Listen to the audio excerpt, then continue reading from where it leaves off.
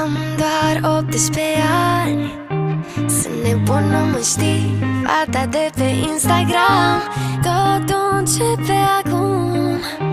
Am un vis de urmat, multe lucruri de aflat. Pentru nopțile care nu se mai termină, închidem telefoanele să facem iar lumină.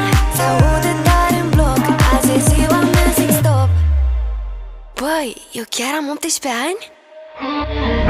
Nu mai am stare, nu mai am stare, nu. Nu mai am stare, nu mai am stare, nu.